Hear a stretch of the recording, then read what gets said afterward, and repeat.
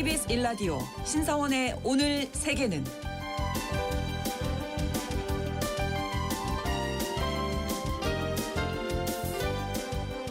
안녕하십니까. 아나운서 신성원입니다. 미국의 중앙은행 격인 연방준비제도는 헌법상 행정부에 속하지 않는 독립기관으로 정치에 휘둘리지 않고 통화정책의 중립성을 지켜야 합니다. 하지만 트럼프 대통령은 이런 가치에 개의치 않고 기준금리가 1%까지 낮아져야 한다고 계속 주장해왔죠. 반면 제롬 파월 연준 의장은 통화정책에서 마이웨이 행보를 보여왔는데요. 결국 트럼프 행정부가 파월 의장에 대한 수사를 개시했고 형사기소까지 시사하면서 전면전이 시작됐습니다. 4개월 후면 임기가 끝나는 파월 의장에 대해서 이 트럼프 대통령은 왜 굳이 지금 그를 공격하는 건지, 과연 트럼프 대통령의 속내는 무엇인지 잠시 후 글로벌 경제에서 알아보겠습니다.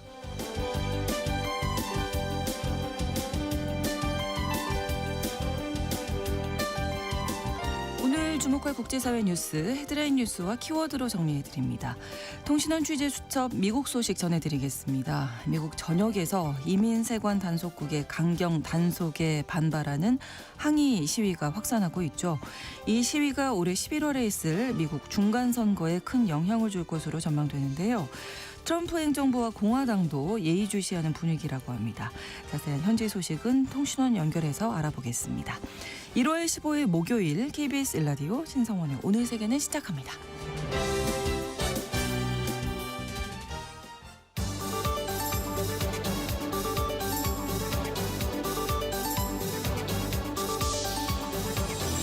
오늘 세계는 헤드라인 뉴스. 이란 시위대의 사망자 수가 최소 3,400명을 넘은 것으로 알려진 가운데 이란 사법부는 체포된 시위대에 대한 신속 처형 가능성까지 언급했습니다. 격해지는 이란 시위에 미국이 24시간 내 군사 개입을 할 수 있다는 전망도 나오고 있습니다. 미군의 카타르 공군기지 인력을 철수하라는 권고가 전달되고 주 이란 미국 대사관도 미국 시민에게 당장 출국하라고 경고하는 등 이란 시위 사태에 대한 미국의 군사 개입이 임박했다는 관측이 나옵니다.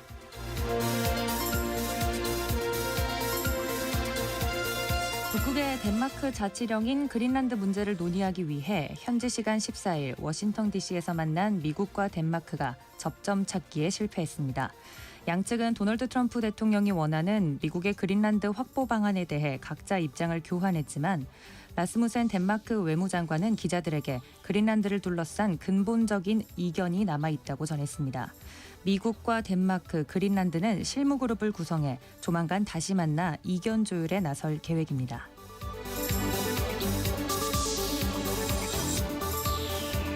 델시 로드리게스 베네수엘라 임시 대통령이 현지 시각 14일 도널드 트럼프 미국 대통령과 전화 통화를 했다고 소셜미디어를 통해 밝혔습니다. 트럼프 대통령도 이날 통화 사실을 확인하고 로드리게스 임시 대통령에 대해 훌륭하다라는 입장을 밝혔다고 AFP 통신은 보도했습니다. 로드리게스 임시 대통령은 미국을 비롯한 국제사회와의 대화 가능성을 열어두며 경제 제재 완화와 정치적 타협을 시사하는 유화적 발언을 이어가고 있습니다.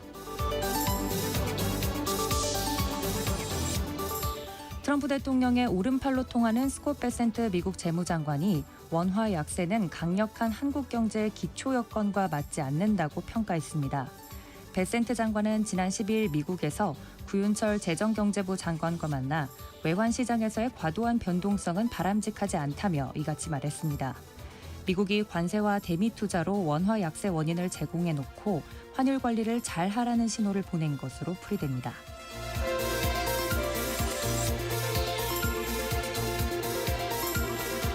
방탄소년단이 월드 투어를 발표하며 첫 아르헨티나 공연을 공식화하자 아르헨티나 팬들의 환호가 SNS를 뜨겁게 달궜습니다. 아르헨티나 최대 일간지 클라리는 현지 시간 13일 BTS의 첫 아르헨티나 방문 소식을 속보로 전하며 BTS가 월드 투어의 일환으로 오는 10월 23일에서 24일 부에노스 아이레스에서의 공연을 개최할 예정이라고 보도했습니다. 공연 소식이 전해지자 현지 팬들은 BTS의 방문 시기가 아르헨티나의 봄철로 수도 부에노스 아이레스가 보랏빛 하카란다 꽃으로 물드는 시기라며 BTS를 맞이하기에 더없이 완벽한 순간이라고 반겼습니다.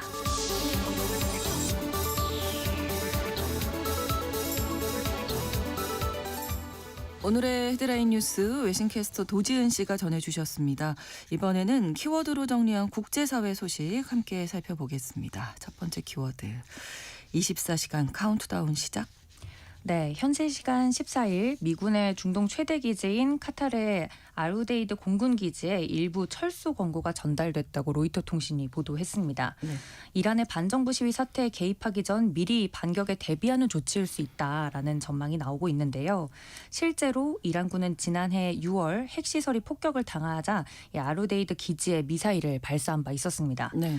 한 유럽 당국자는 로이터 통신에게 이 미국의 군사 개입 가능성이 크며 24시간 내에 그것이 이루어질 수 있다라고 전망을 했다고 하는데요. 실제로 영국, 이탈리아, 스페인 등 유럽 국가들은 속속 자국민들에게 현지에서 즉각 철수할 것을 권고하고 있는 상황이라고 합니다. 이스라엘 측에서는 트럼프 대통령이 개입을 결정한 것으로 보이지만 범위와 시기는 아직 명확하지 않다는 언급을 하기도 했고요. 네. 이란 혁명 수비대는 국영 매체를 통해서 어떤 수준의 공격에도 대응할 수 있는 최고 수준의 전투 준비 태세를 갖췄다라고 주장을 했습니다. 하지만 물밑에선 중동의 미국 동맹국들에게 미국의 공격을 막아달라라고 요청하고 있는 것으로도 전해졌고요. 네. 반면 반정부 시위대에 대해서는 강경한 대응을 계속 이어가고 있는 상황입니다. 이란 대법원장은 시위 참가자들이 수감된 교도소를 찾아 이 신속한 재판과 형 집행을 공언했는데 이슬람을 부정하는 죄로 기소된 사람들이 제대로 변호를 받지 못하고 무더기로 극형에 처해질 수 있다는 우려가 커지고 있는 상황입니다. 이란 당국의 통제로 이 정확한 시위 상황과 피해 규모 파악이 어려움이 있는데요. 서방 인권 단체들이 추산한 사망자와 구금자는 계속해서 불어나고 있는 상황입니다. 네. 자, 한편 군사 개입 시사하던 트럼프 대통령 발언에 미묘한 변화가 느껴진다고요. 네, 이 부분이 좀 의아하긴 한데요. 트럼프 대통령이 이란 정부의 반정부 시위대 무차별 살해와 관련돼서 우리는 이란에서 시위대 살해가 중단됐다고 들었다라고 발언을 직접 했습니다. 네. 현지 시간 14일 트럼프 대통령은 백악관에서 열린 서명식 행사에서 우리는 상당히 강력하게 통보를 받았고 하지만 그 모든 의미가 뭔지는 더 알아볼 것이다 라면서 처형 계획도 한 건 또는 여러 건의 처형도 없었다라고 말을 했습니다. 이런 소식 출처로는 신뢰할 만한 소식통을 거론했는데요. 트럼프 대통령의 이번 발언은 외신 등을 통해서 전해오는 이 이란의 시위대 대규모 유혈 진압 소식들과는 결이 좀 달라서 주목을 받고 있습니다. 네. 한편 미국의 공격이 임박한 건지 아닌 건지 이 말만 들어서는 좀 혼란한 상황이지 않습니까? 그래서 이런 상황 속에서 피자 주문량으로 위기 상황을 예측하는 비공식 지표 펜타곤 피자 지수 살펴보게 되는데요. 종합 지수가 제가 지금 들어오기 전까지 확인하기로는 데프콘 2 정도로 올라왔고요. 네. 이 숫자가 줄어들수록 전쟁에 가깝다는 의미로 이해를 해주시면 될 것 같습니다. 그렇군요. 꽤나 붉은색으로 표시가 되어 있어서 임박했다라는 점에서는 피자 지수가 지금 그렇게 가리키고 있고 네. 또 다른 정보로는 민간 항공기들의 움직임도 같이 살펴보면 합니다. 네, 그렇죠. 네, 미군이 공격 전에 민간 항공기들에게 우회하라는 경고를 하곤 하는데 네.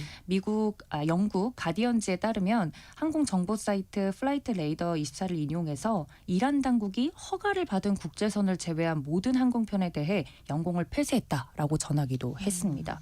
이 두 가지 시그널을 보면 아무래도 좀 위험 쪽에 기울어 있지 않나 싶긴 한데 네. 그동안 트럼프 대통령이 이란 시위대에 대한 유혈 진압과 극형 등을 문제 삼으면서 대이란 군사 개입 명분이 될 수 있다는 걸 계속해서 시사해 왔는데 미국의 저울이 과연 어디로 기울게 될지는 계속 지켜봐야겠습니다. 네. 자, 다음 키워드, 길어지는 침묵. 네, 미국 연방 대법원이 트럼프 대통령의 핵심 경제 정책인 상호관세에 대한 판결을 오늘도 내놓지 않았습니다. 미국 대법원이 주요 사건을 결정하겠다고 예고했던 지난 9일에 이어서 두 번째 불발된 건데 판결이 늦어지는 이유에 아무래도 관심이 쏠리겠죠. 네. 연방 대법원은 판결 시점을 예고하지 않는 게 원래 관례이긴 합니다만 이번 사건은 사안인 만큼 이례적으로 지연되고 있다라는 평가가 나오고 있습니다.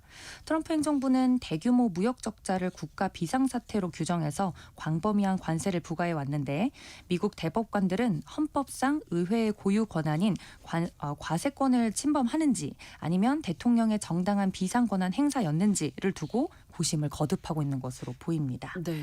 지난해 11월 구두변론 때 보수 성향의 대법관들조차도 대통령 권한 남용의 우려를 표했던 만큼 이견 조율 시간이 더 필요한 게 아니냐라는 분석이 지배적입니다. 네.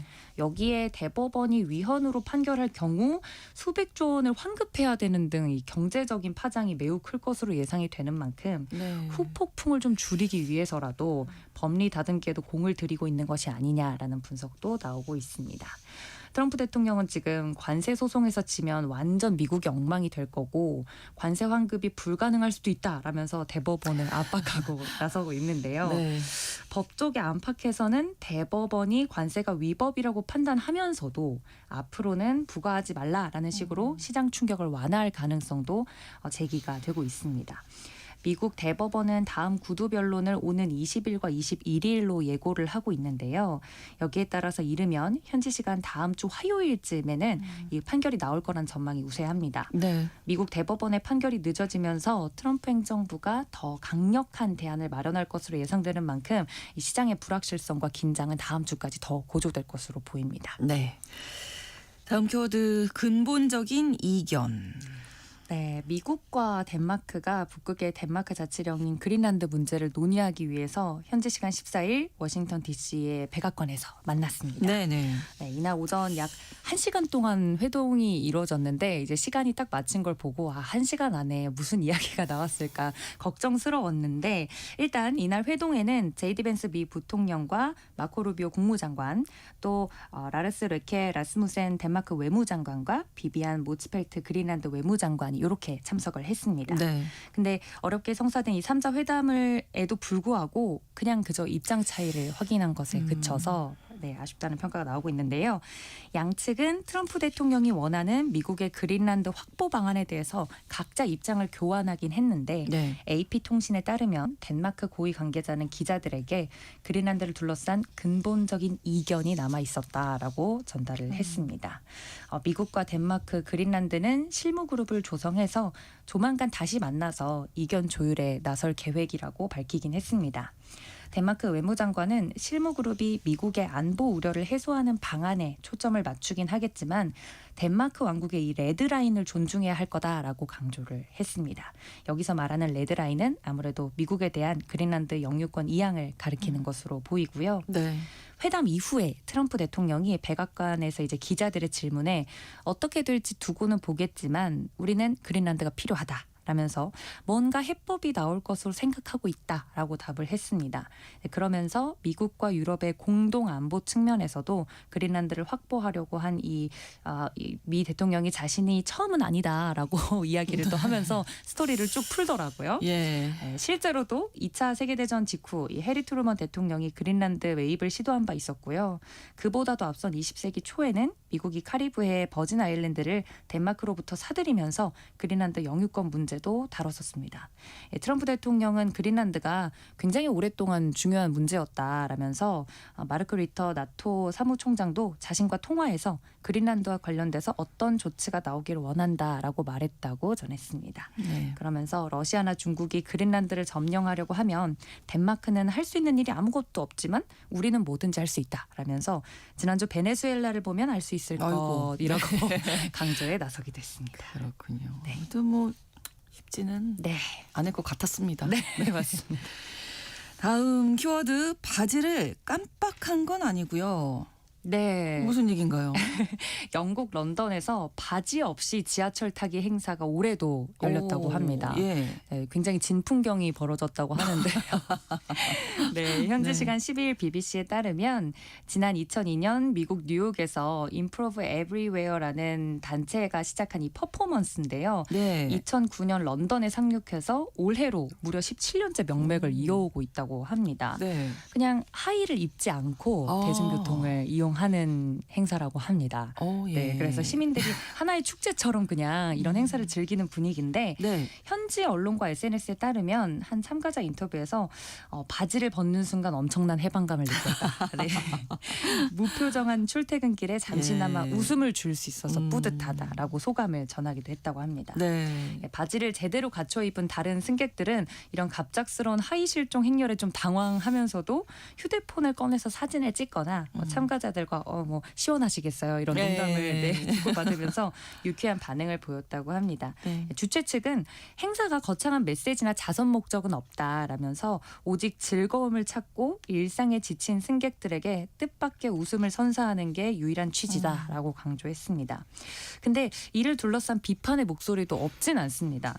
공공장소에서의 노출이 타인에게 불쾌감을 주거나 네. 특히 이 성범죄 피해자들에게 트라우마를 유발할 수 있다는 게 지적인데요. 그렇죠. 당국은 행위 자체가 불법은 아니란 입장입니다만 다른 승객들을 존중해야 된다라면서 성범죄 근절이 사회의 최우선 과제인 만큼 위협을 느낀다면 즉시 신고해달라라고 네. 당부를 하기도 했습니다. 저는 무엇보다 지금 겨울이라서 네, 맞습니다. 많이 춥지 않았을까 이런 생각이 들었어요. 다음 키워드 라부부의 그늘. 라부부의 네, 인형을 활짝 웃고 있는 사실 예. 인형인데 중국 완구기업 팜마트의 캐릭터 인형이죠. 라부부의 생산 과정에서 네. 노동 착취가 이뤄지고 있다는 정황이 드러났습니다. 미국에 본부를 두고 있는 노동인권단체 중국 노동감시는 현지 시간 13일 보고서를 공개했는데요. 라부부 생산 과정에서 미성년자 불법 고용, 불투명한 계약 관행, 또 불법적 초과 근무 등 노동권 침해 사실을 확인했다고 밝혔습니다. 네. 이 보고서 내용에 따르면 중국 장시성 신펑현에 있는 슌지아 완구 공장에서 16세에서 18세 노동자들이 성인 노동자와 같은 조립 라인에 배치가 됐고 월 100시간을 웃도는 고강도 초과 근무를 해온 것으로 나타났습니다. 네. 중국 법은 16세 미만 아동의 노동을 금지하고 있고요. 16세에서 18세 미성년 노동자에 대해서도 특별 보호 조치를 규정하고 있긴 합니다. 사측은 이 법에 따르면 미성년 노동자를 고용할 경우 고강도 육체 노동을 제한하고 야간 초과 근무를 금지하는 등의 법적 보호 조치를 제공할 의무가 있습니다. 네. 그런데 현실은 노동자의 평균 노동 강도뿐만 아니라 초과 근무 실태 역시 아주 심각한 수준이었던 겁니다.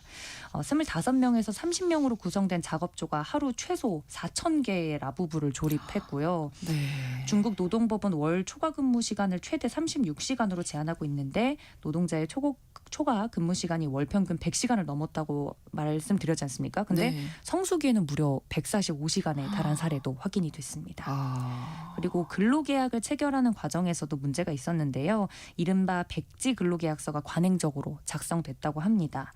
이름과 연락처 등 기본적인 개인정보만 작성하도록 한 뒤에 계약기간과 업무 내용, 임금과 휴식, 사회보험 등 핵심 근로조건이 공란인 상태의 계약서에 그냥 서명을 하도록 요구를 한 거죠. 그래서 계약서에 작성된 허용된 시간은 5분 이내였고요. 읽어보지도 못했겠네. 네, 제대로 읽지 못해서 이런 내용들을 또 확인하지 못했다고도 합니다. 네. 중국 노동감시는 이번 사례가 슌지아 완구만의 외열적인 문제는 아니다라면서 노동자 보호와 법 준수보다 생산 속도와 비용 절감을 우선시하는 중국 제조업 전반의 구조적인 문제를 보여주고 있다라고 지적했습니다. 팜마트는 제기된 사안을 더 조사하겠다, 감독을 강화하겠다라고 밝혔고요. 슌지아 완구 측은 여기에 대해서 입장을 밝히지 않았습니다. 네, 라부부 인형이 뭐 정말 전 세계적인 인기인데 네. 그 뒤에 어두운 면들도 기억을 해야겠습니다. 네. 다음 키워드 짧아진 머리, 이어진 마음. 네. 스위스 화재로 큰 화상을 입은 생존자들을 위해서 머리카락을 모으는 캠페인이 이어지고 있다고 합니다. 현재 시간 14일 일간 르파리지앵에 따르면 프랑스 남부 그르노블 인근에서 미용실을 운영하는 미용사 스테파니 카라스코사는 최근 자신의 SNS에 20cm 이상의 머리카락을 기부하는 사람에게는 무료로 컷을 해주겠다라고 공지를 했다고 합니다. 네. 스위스 미용사들이 생존자를 위한 가발 제작을 위해서 머리카락을 기부받는다는 소식에 자신도 힘을 보태기로 약속한 건데요. 네. 참고로 스위스에서 천연 가발 한 개가 보통 1,500에서 3,000프랑, 우리 돈으로는 약 275만 원에서 550만 원까지 판매가 되고 있다고 합니다. 네. 굉장히 비싼 비용이기 그러네요. 때문에. 네. 이 카라스코사는 나는 미용사이기 전에 엄마고 아이들이 겪고 있을 고통을 상상조차 할 수 없다라면서 머리카락 모으기에 나선 이유를 설명하기도 했습니다. 네. 이미 수십 명이 캠페인에 동참하겠다고 컷 예약을 했다는데 특히 자녀를 둔 주부의 참여율이 굉장히 높다고 합니다. 네. 이 캠페인에 참여한 사람들은 기왕 머리카락을 자르기로 마음먹은 이상 쓰레기통에 버리기보다는 좋은 좋은 일에 기부하는 게 더 의미 있는 행동일 것 같다라면서 작은 행동이지만 누군가에게 도움이 된다면 기쁠 뿐이라고 말하기도 했습니다. 이 새해 첫날 이 스위스 발레주 크랑몽타나의 이제 술집이죠. 이곳에서 발생한 화재 때문에 숨진 사람이 40명, 다친 사람은 116명이나 되는 큰 사고였습니다. 이 머리카락 모금 캠페인이 앞서 소개한 프랑스뿐만 아니라 벨기에에서도 이뤄지는 등 피해자들을 돕는 따뜻한 마음이 유럽 전역으로 이어지고 있어서 소개해드렸습니다. 네, 한 가지 더 알아볼까요? AI와 싸우기 위해.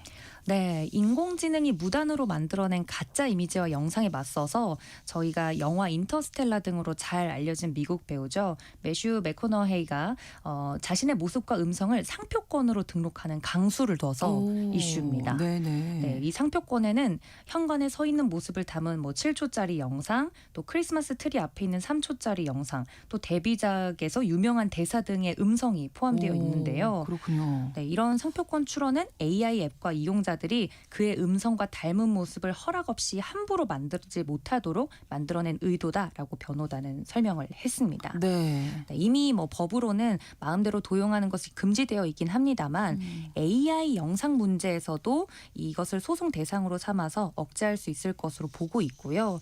아무래도 이런 법과 상표권 등록의 힘을 발휘할 수 있을지 전문가들은 좀 미지수다라고 지적을 하고 있긴 합니다만 AI 기술과 관련돼서 명확한 규정이 없는 상황이라서 아직은 그렇죠. 맞습니다. 네. 그래서 사람들이 이 신기술을 가장 우려하는 점이 극적으로 드러난 사례가 아닐까 싶어서 소개를 해드렸습니다. 네, 이렇게 헤드라인 뉴스와 키워드 외신캐스터 도지은 씨와 함께했습니다. 고맙습니다. 감사합니다.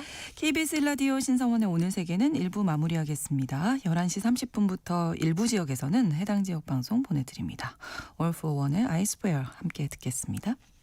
I swear by the moon and the stars in the skies, and I swear like a shadow that's by your side.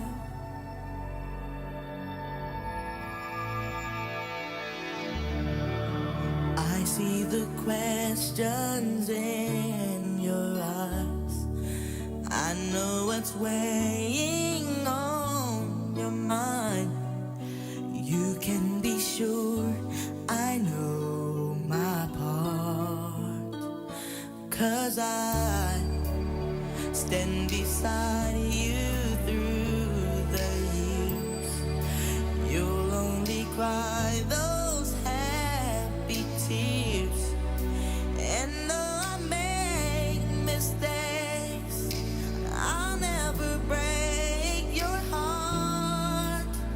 And I swear by the moon and the stars and the skies, I'll be there.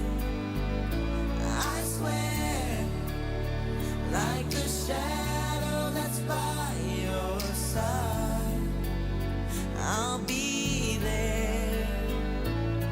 For better or worse, till death do us part, I'll love you with every beat of my heart. And I swear, ooh,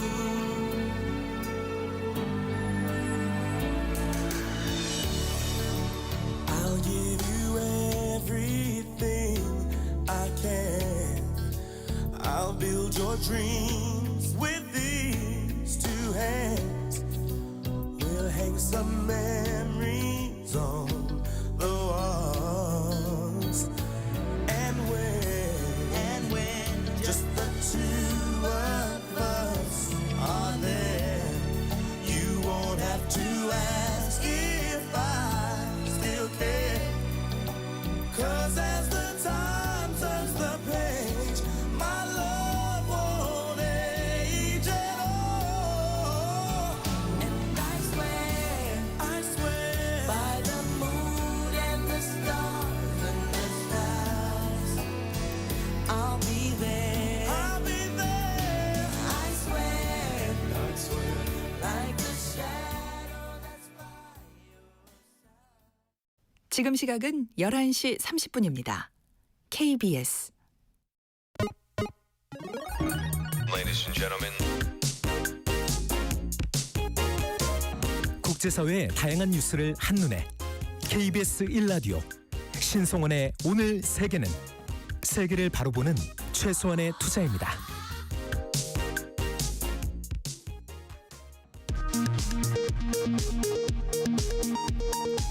이 시각 라디오 정보센터 뉴스입니다.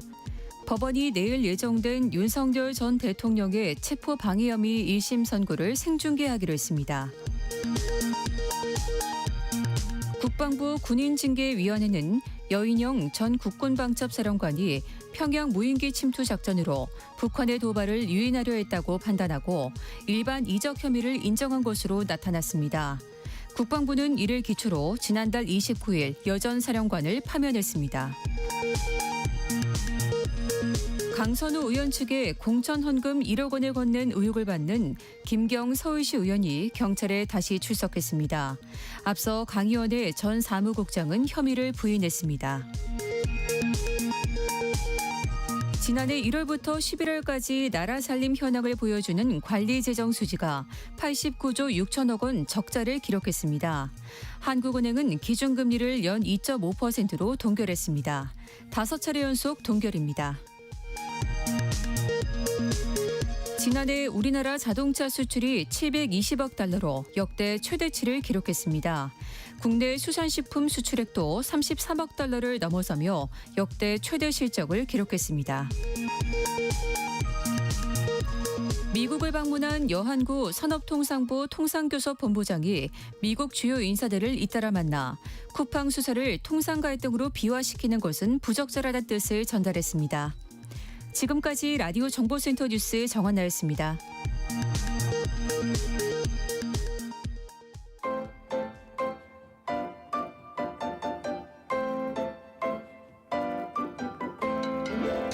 통신원 취재 수첩.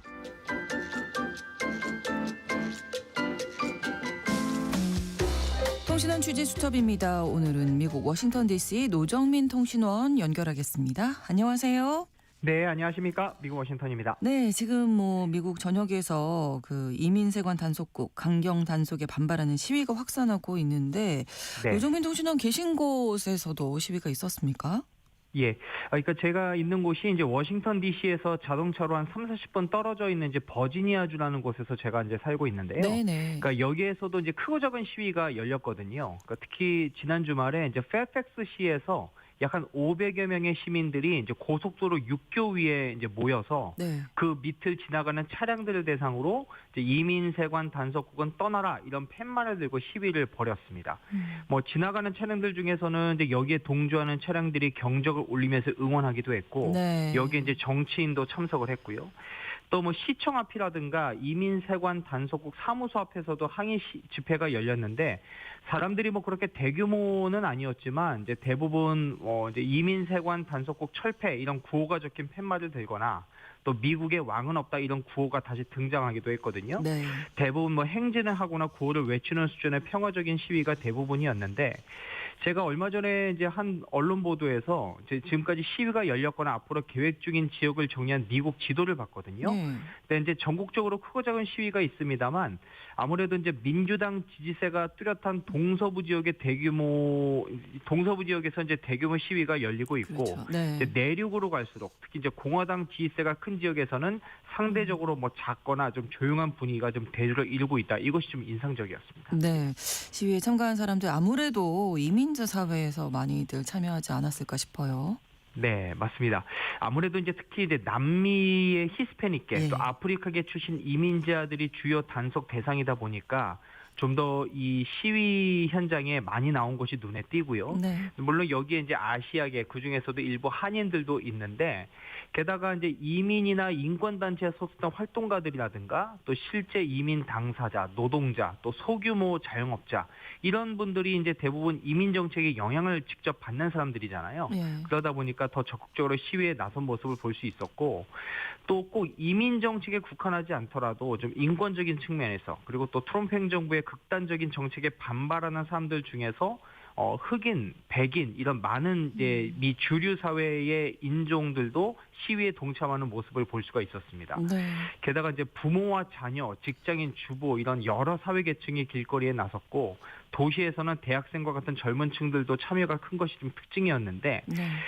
이제 특히 제가 이제 이번에 좀 느낀 것은 뭐냐면 이제 이 트럼프 행정부 출범한 이후에 그동안 참고 있었던 민심이 최근 이제 이민 세관 단속국의 강경 단속으로 이제 한 여성이 숨진 것을 통해서 터져 나왔다 이런 느낌이 좀 강하게 들거든요. 그렇죠. 그러니까 특히 트럼프 행정부 출범한 이후에 대규모 공무원 감축으로 이제 수많은 중산층 가정이 어려움을 겪었고 관세 정책이나 이제 이민 정책 등으로 미국이 적재나 혼란을 겪은 것이 아마 이번 대규모 시위의 하나의 배경이지 않나 그렇게 좀 보여집니다. 네, 트럼프 행정부나 공화당 입장에서도 이제 부담이 될 수밖에 없는데 네. 실제로 그 지지율하고는 어떻게 변화가 좀 느껴집니까?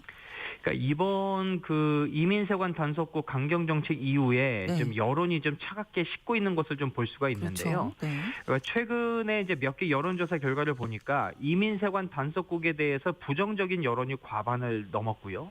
또 이 단속을 중단해야 된다 이런 여론이 많아졌는데 긍정적인 여론이 한 30-40% 정도에 불과합니다. 네. 그러니까 이 비율은 지금 트럼프 행정부에 대한 국정 지지율과 거의 좀 비슷하다 이렇게 볼 수가 있는데 특히 이제 트럼프 대통령에 대한 국정 지지율이 30%대 중후반에서 40% 정도인데 반해서 이 부정적인 여론이 60%를 넘는 여론조사도 나오고 있거든요. 그러니까 그만큼 중간 선거를 앞두고 이 트럼프 행정부라든가 공화당이 좀 불리한 위치에 있다 이런 분석이 좀 많고요. 네. 특히 이제 한 가지 주의해야 될 점이 이제 지난해 이제 버지니아주를 비롯한 지방 선거에서 민주당이 싹쓸이를 했고 또 공화당 텃밭인 플로리다주 마이애미에서도 28년 만에 민주당 시장이 탄생했잖아요. 네. 네. 그러니까 그만큼 올해 중간 선거에서 이 트럼프 행정부와 공화당에 대한 심판이 거셀 것이라는 관측이 많고 실제 일부 지역에서는 민주당이 오히려 우세를 보인다 이런 여론조사 결과도 나온다고 합니다. 네. 그러니까 이제 트럼프 대통령도 신경이 많이 쓰이겠죠. 중간 선거에서 네네. 지면 내가 탄핵될 것이다 이렇게 결집을 호소하기도 했던데 맞습니다. 이런 가운데 신용카드 연 이자율을 10%로 제한하겠다 이렇게 발표를 했네요. 네.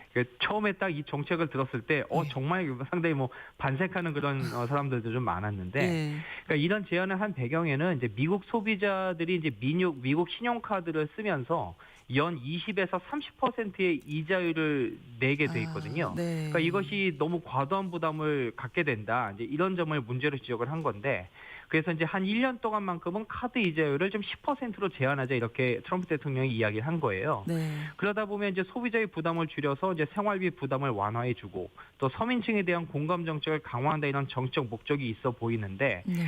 사실 20-30% 이자율은 워낙 부담이 크기 때문에 그러니까요. 10% 제한이 좀 설계탈 수밖에 없지 않겠습니까? 그렇죠. 그런데 이제 일단 지난해 11월 그 뉴욕 연방준비은행 보고서를 보니까 요즘 미국 인들의 신용카드 빚이 1조 1,700억 달러 한화로 약 1,654조 원에 달한다. 네. 이런 집계가 있습니다.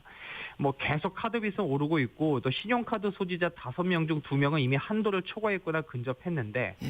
그러면서도 미국에서는 지금 신용카드 돌려막기 하는 사람들이 많거든요. 네. 그러다 보니까 연 이자율 10% 제한이라는 이 정책이 어떤 대중적 요구에 호응한 것으로도 볼 수 있다. 특히 중간 선거를 앞두고 이렇게 네. 좀 해석이 되고 있습니다. 20-30% 이자율이 높은데도 근데 어쨌든 소비 습관 자체가 카드를 계속 쓸 수밖에 없는 구조라는 거잖아요. 그것도 좀 아무래도 문제 있지 지금 않을까요? 요즘 뭐 장 보는 것도 부담이 되고 뭐 네. 집 사기는커녕 빌리기도 어렵고 여러 가지로 물가가 계속 오르고 있으니까 네. 아무래도 그 물가 생활비 오르면서 더 카드를 쓸 수밖에 없는 거고요. 그리고 요즘 미국에서 신용카드 보통 1년에서 1년 6개월 정도까지는 무이자를 주거든요. 또 그 그렇군요. 기간이 지나면 연 이자율이 이제 20-30% 정도가 적용이 되는 거예요. 그럼 이제 무이자 혜택이 끝날 때쯤에는 다시 새 카드를 여서 돌려막기 하는 그런 추세이긴 한데 그러다 보니까 이제 카드 빚이 1-2년 뭐 그 이상이 지나도 갚기가 좀 어려워진 그런 상황이거든요. 네. 근데 지금 미국 전문가들의 지적에 따르면 이렇게 미국 신용카드 빚이 늘었고 이자율이 이렇게 높은 데에도 소비 지출은 여전히 강세를 보이고 있다. 이것은 일단 뭐 생활비가 오른 것도 이유가 되겠지만 일단 쓰고 보자는 무분별한 소비 문화도 하나의 문제점으로 지적되고 있는 이유입니다. 네. 근데 이게 시행 가능성이 있을까요? 그러니까 쉽지 않다고 하는데 왜 그러냐면 이절 정하는 것이 뭐 대통령이 하자라고 해서 할 수 있는 게 아니라 좀 의회 승인이 있어야 되고 관련 법규까지 바꿔야 된다고 해서 좀 쉽지가 않다고 하고요. 네. 그리고 이제 이자율이 높다라는 것은 카드 회사 입장에서는 여러 가지 이제 리스크를 보존할 수 있는 하나의 어떤 그 안전 장치로서 이자율을 높여놨는데 그렇죠. 만약에 이자율을 10%로 제한하면 신용 낮은 사람들은 카드 발급이 어려워질 수가 있다고 합니다. 그렇게 되면 이제 소비 지출 이제 카드의 소비 지출을 의존 했던 사람들은 대안이 없는 상황으로 내몰릴 수가 있고 또 소비 지출이 줄어들면 경제 성장에 영향을 줄 수 있기 때문에 이것이 말처럼 쉽지 않을 거다 이런 이야기가 좀 지배적인데요. 네. 그러다 보면 이제 실제 국민들이 생활에 직접적인 도움을 받지 못한다라고 느껴진다면 결국 트럼프 행정부로서는 올해 중간 선거도 좀 쉽지 않을 수도 있다. 뭐 이런 좀 전망이 있어서 네. 이 카드 정책도 좀 여러 가지 혼란이 좀 많은 것 같습니다. 그러네요. 네, 소식 잘 들었습니다. 고맙습니다. 네. 예, 고맙습니다. 미국 워싱턴 DC에서 노정민 통신원이었습니다.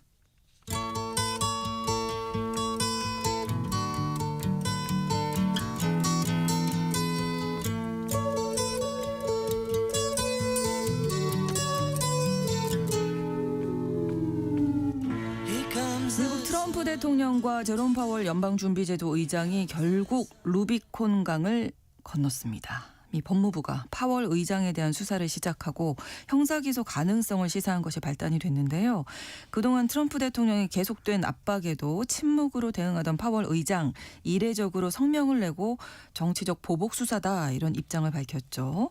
자, 글로벌 경제 오늘은 트럼프 행정부가 곧 임기가 끝나게 된 연준 의장에게 사법의 칼날을 들이대면서 압박하는 이유가 무엇인지 살펴보겠습니다. 3프로TV 언더스탠딩 김상훈 기자와 함께합니다. 어서 오세요. 네, 안녕하세요. 자, 법무부가 이제 파월 의장 수사를 하는 거죠? 네, 바람잘 날이 없는 것 같은데 그렇습니다. 네. 지난 9일에 미국 법무부가 제롬 파월 미 연준 의장에게 대배심 소환장이라고 하는 걸 발송을 합니다. 네. 이 대배심 소환장이 뭐냐면 검찰이 피의자를 형사범죄로 기소할지 결정하기 위해서 시민들로 구성된 배심원단 앞에서 증언을 하거나 혹은 증거 자료를 제출하도록 하는 법적 명령입니다. 네. 이 대배심 소환장이 발부됐다는 것은 미국 법무부가 파월 의장이 한 행위를 형사범죄로 형사범죄. 보고 수사를 개시했다라는 뜻이기도 하고요. 그렇죠.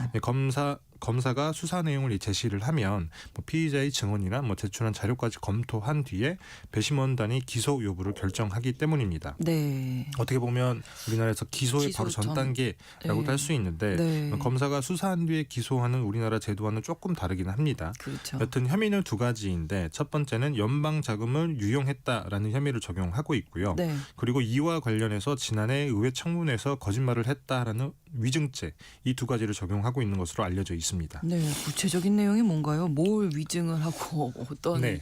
자금을 유용을 했다는 굉장히 건지. 큰 사건인 것 같은데 내용을 들어보면 조금 맥이 빠지실 수도 있습니다. 네. 발단은 2018년으로 거슬러 올라가는데요. 파월 의장의 임기 첫 해인 2018년에 미국 연준은 워싱턴 DC에 있는 본부 건물 그리고 그해 매입한 인접 건물을 리모델링하기로 결정을 합니다. 네. 미국 연준 본부 건물 같은 경우에는 1930년대 지어진 건물이라서 매우 낡았어요. 네. 그래서 건물의 이름도 그 당시 연준 의장인 메리너 S 클래스 이름을 따기도 했는데요. 네. 전기 배선이나 배관 그다음에 공조 시스템 이런 것들도 1930년대 그대로이고요. 특히 1급 발암 물질인 성면이 많다. 그래서 리모델링이 필요하다라고 하는 게 당시 연준의 주장이었습니다. 네. 그래서 2019년에 19억 달러, 우리 돈으로 치면 2.8조 원 정도의 예산을 승인을 받았는데요. 네. 문제는 추진 과정에서 이 비용이 25억 달러, 우리 돈 3.7조 원 정도로 불어났고요. 네. 트럼프 대통령은 30억 달러가 넘는다 이렇게 얘기를 하고 있기도 합니다. 네. 공사비가 불어난 이유가 있기는 해요. 팬데믹 당시에 급격한 인플레이션 때문이기도 하고요. 그다음에 예상보다도 성면이 많았던 게 원인이기도 하고 네. 그다음에 워싱턴 DC의 고도 제한 때문에 지하 시설을 더 늘려야 된다라는 이유 등으로 사업비가 훌쩍 늘어난 겁니다. 네. 근데 트럼프 행정부 예산국장이 이걸 두고 이렇게 공격을 하는데요. 옥상에 테라스도 있고 그다음에 VIP 전용 다이닝 룸도 만들고 그다음에 호화 대리석으로 마감하는 등 파월이 국민 세금을 낭비했다라고 하는 겁니다. 네. 사실 미국 연준 건물의 개보수 같은 경우에는 트럼프 대통령이 파월 의장을 공격할 때 주요 소재로 삼았던 사안이기도 합니다. 네. 지난해 7월엔 이례적으로 리모델링 현장을 직접 방문하기도 했고요. 가봤군요. 네. 예, 검사를 했겠죠. 예. 그다음에 12월 기자회견에선 미국 연준 리모델링을 두고서 세계 역사상 평방피트당 건설 비용이 가장 높은 금액 프로젝트다 이렇게 비난을 하기도 합니다. 그때 당시에 또 고소할 것이다라는 예고를 하기도 했다고 해요. 여튼 감사로도 충분히 대처할 수 있는 문제인 것 같은데 여하튼 트럼프 대통령은 검찰을 통해 기소하는 방법을 선택을 했고요. 만약에 대배심이 검찰 수사 내용, 그다음에 파월 의장의 증언, 그다음에 제출 자료 등을 검토하고 혐의가 있다라고 판단을 한다. 그러면 파월 의장은 현직 중앙은행 총재로서는 역사상 최초로 형사 기소되어 피고인 신분으로 법정에 서게 됩니다. 아, 그렇군요. 형사 기소. 예, 그런데 파월 의장이 사실 5월이 임기잖아요. 맞습니다. 임기가 끝나는데 지금 몇 달 안 남았는데. 그렇죠. 불과 4개월 정도밖에 예. 안 남았는데 목적은 두 가지 정도로 풀이가 돼요. 미국 연준 의장이 입맛에 맞는 이로 바뀌기 전에 빨리 금리를 내리도록 압박을 하겠다. 이렇게 해석할 수 있고요. 네. 그리고 또 하나는 2018년 이후에 금리를 내리라고 압박을 할 때마다 사실은 굉장히 저항을 했던 게 파월 의장이거든요. 그렇죠. 그래서 본보기를 보여주기 위해서 한 것이다. 이렇게 해석할 수가 있습니다. 실제로 파월 의장은 지난 11일에 이례적으로 인터뷰 영상을 공개를 하기도 했는데 네. 뭐라고 했냐면 이 전례 없는 행위는 행정부의 위협과 지속적인 압박이라는 맥락에서 봐야 된다. 그래서 법적인 절차 진행은 구실일 뿐이다. 이렇게 얘기를 하는데요. 그리고 이번 형사기소 위협은 연준이 대통령의 선호에 따르기보다는 공공의 이익에 부합하다고 판단되는 방향에 따라 금리를 결정해 왔기 때문에 발생한 결과다. 이렇게 얘기를 하는데 아주 쉽게 말씀을 드리자면 말 안 듣다가 찍혀서 보복을 당하고 있다.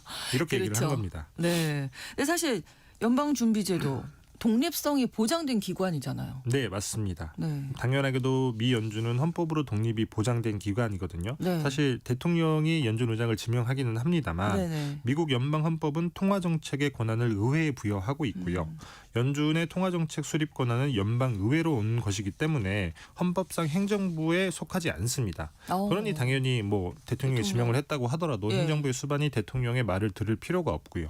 하지만 이번 사태에서도 알 수 있듯이 단순히 말을 안 들어서 사이가 안 좋다라는 정도가 아니라 네. 트럼프 대통령이 파월 의장에게 적개심을 가지고 있을 정도라고 볼 수 있는데요. 네. 널리 알려졌다시피 사실 파월 의장은 트럼프 대통령이 2017년에 지명했습니다만 그렇죠. 그리고 2018년에 취임한 파월 의장이 미국 경제의 과열을 막기 위해서 금리 인상 기조를 이어갔었습니다.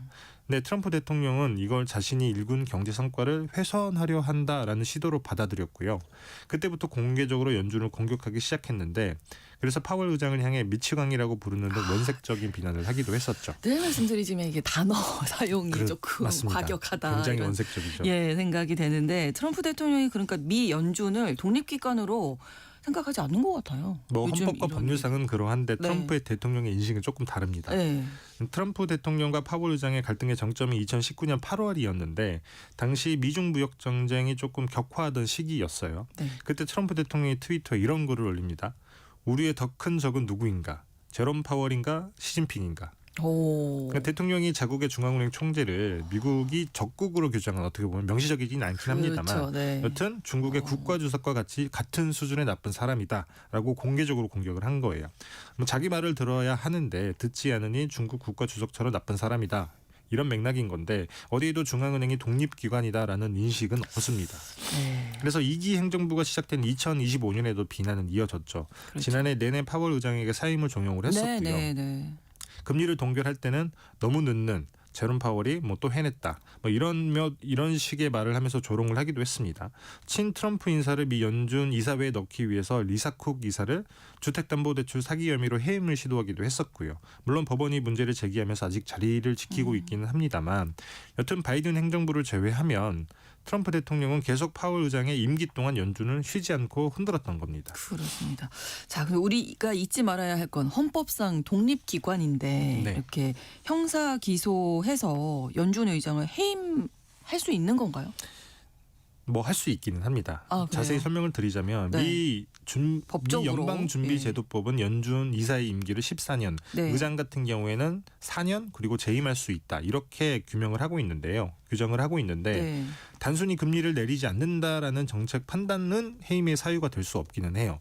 이게 1935년 험프리스 익스큐터 케이스로 확립된 판례인데 네. 험프리스 익스큐터 케이스가 뭐냐면 1933년도에 비슷한 일이 있었습니다. 당시 프랭클린 루즈벨트 대통령이 미 연방거래위원회, 네. 우리나라로 치면 공정거래위원회의 위원인 윌리엄 험프리에게 사임을 요구합니다.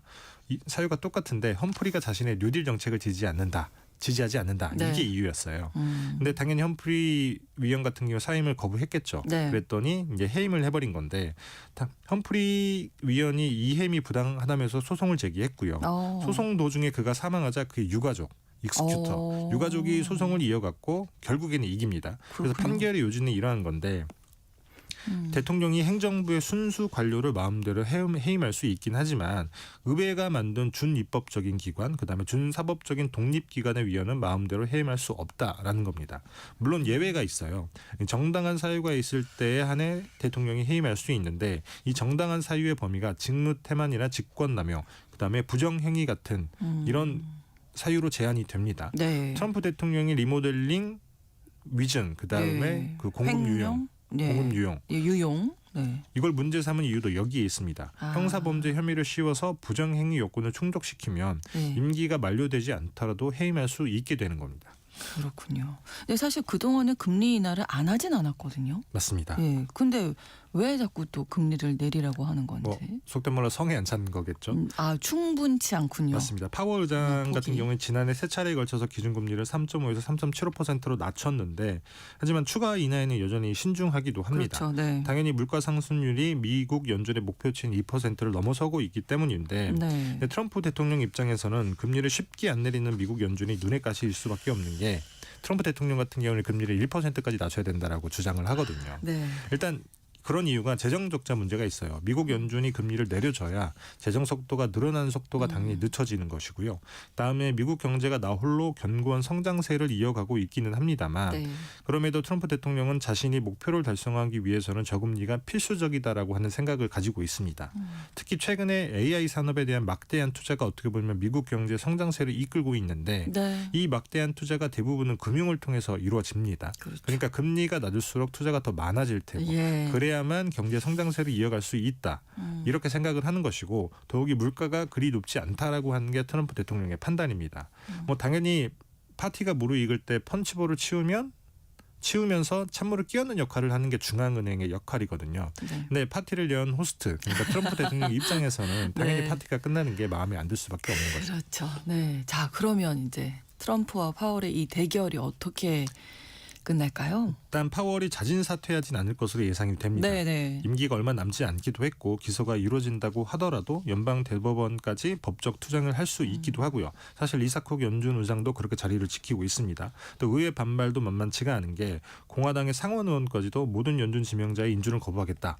이렇게 얘기를 하고 있기도 하고요. 그다음에 국제사회에서도 비판의 목소리가 높습니다. 13일에 영국, 유럽, 캐나다, 호주, 브라질, 우리나라 이렇게 주요국의 중앙은행 총재들이 공동 성명을 발표를 했는데요. 네. 뭐 재밌는 건 일본은행 같은 건 불참을 했습니다. 그렇군요. 여튼 중앙은행의 독립성은 물가 및 금융 안정의 초석이다. 이번 수사를 신흥국 독재 정권에서나 볼 법한 일이다. 이렇게 얘기를 하면서 강력하게 비판을 합니다. 그래서 일단 남은 4개월 임기는 지킬 수 있을 것으로 보고 있는데 네. 하지만 이 말은 미국 연준이 독립성을 지킬 수 있는 게 고작 4개월 남았다. 라는 말이 되기도 합니다. 물론 더 짧아질 수도 있고요. 그렇죠. 네. 트럼프 대통령 입맛에 맞는 인사가 연준 의장으로 임명이 되면 기준금리를 예상보다 더 내릴 수가 있을 테고요. 그렇죠. 말씀드렸다시피 트럼프 대통령은 기준금리를 1%까지 낮춰야 된다라고 얘기를 하고 있으니까요. 그래서 자칫 잘못하면 미국은 새로운 인플레 시대를 맞을 수도 있다. 이렇게 전망을 할 수도 있습니다. 네. 근데 시장 금리는 왜 이렇게 안 내려가는 걸까요? 이게 조금 어려운 얘기이긴 합니다만 네. 중앙은행이 조절하는 기준금리 같은 경우에는 단기 금리예요. 단기. 그래서 단기. 한국은행의 경우에는 7일물 환매 조건부 채권을 기준으로 금리를 조정을 하는데 네. 하지만 우리가 체감하는 시중금리라는 것은 보통은 그보다 훨씬 기한이 긴 대출금리입니다. 몇 년이죠. 그래서 예. 장기금리라고 보시면 네, 되는데 네. 보통 이런 대출의 금리는 1년 이상의 채권금리에 영향을 받습니다. 그래서 장기금리로 갈수록 중앙은행이 정하는 기준금리에 영향을 받지 않고 경기 상황을 반영하기 마련이에요. 네. 그래서 경제 주체들이 경제가 계속 성장할 것이다 라고 예상을 하게 되면 네. 기준금리와 관계없이 돈을 꾸려는 사람이 당연히 많아질 거 아니겠습니까? 그렇죠. 그러면 장기 채권의 금리를 반영하는 시장금리는 오를 수밖에 없습니다. 그래서 경제가 성장한다라는 얘기는 물가가 오를 것이다라는 말과 같은 말이고 네. 그래서 이론적으로는 장기 금리는 명목금리 플러스 기대 인플레이션이다. 이렇게 표현을 하기도 하는 것이고요. 네네. 반면에 경기가 침체될 것이다라고 걱정하는 사람이 많아진다. 반대로 장기 금리가 내리는 것입니다. 사람들이 돈을 안 꾸기 때문인 건데 그렇죠. 지금은 미국 경기가 좋기 때문에 기준금리를 내려도 여전히 장기금리가 높은 상황이고요. 이 때문에 우리나라에서도 대출금리가 그리 쉽게 내리지 않는 것입니다. 그러니까 이게 미국만의 얘기가 아니라 우리도 좀 알고 있어야 되는 내용인 거예요. 네, 맞습니다. 바다 건너 불구경 할 상황은 그런 아닌 것 상황은 같은데 아닌 것 같은데요. 미국 연준의 독립성이 침해가 된다라고 하면 사실 글로벌 금융시장이 어떻게 변할지 아무도 알 수가 없어요. 그렇죠. 미국 연준의 통화정책이라고 하는 게 전 세계의 돈의 흐름을 조정하는 정책이라고 볼 수 있는데 네. 근데 트럼프 대통령은 이걸 미국의 성장률을 높이는 데만 쓰겠다. 이렇게 얘기를 하고 있는 것이기 때문인데요. 글로벌 금융시장이 어떻게 될지 알 수가 없는 게 금융시장이 가장 싫어하는 게 사실 불확실성이거든요. 그렇죠.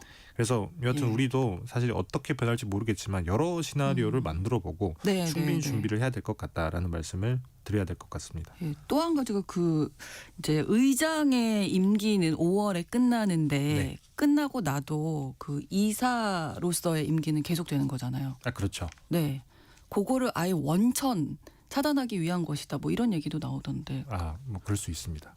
그럴 수 있습니까? 네. 네, 그러니까 아예 그냥 없었으면 좋겠다. 제롬 파월 의장이. 네. 네, 그런 여러 가지 생각도 하는데 아무튼 우리 입장에서도 네. 예, 잘 좀 생각을 해봐야 할 것 같습니다. 일단 예상은 양쪽이 4월 말까지는 계속 버틸 것이다 이렇게 보시는 거군요. 그렇습니다. 5월 임기가 끝날 때까지는 버틸 것이다. 네, 트럼프 행정부에서 더 어떤 조치를 취하지는 않을까요? 이거 말고 다른 조치를 취할 수 있는 게 있을까 싶기는 해요. 일단 배심원단에서 어떻게 판단하느냐가 가장 중요하고요. 네, 그런 다음에는 요거 말고는 어쨌든 부정행위라고 하는 거를 덮어씌울 수 있는 게 많지 않기 때문에 네, 네. 일단 거기에 주력하지 않을까라고 생각을 하고 있습니다. 네, 알겠습니다. 트럼프 대통령과 파월 의장이 정면 충돌한 상황인데 어떻게 이 사건이 또 진행이 될지는 좀 네. 계속 지켜봐야 되겠습니다. 글로벌 경제 3프로TV 언더스탠딩 김상훈 기자와 함께했습니다. 고맙습니다. 네, 감사합니다. KBS 라디오 신성원의 오늘 세계는 마치겠습니다. 내일 오전 11시 5분에 다시 뵙겠습니다. 고맙습니다.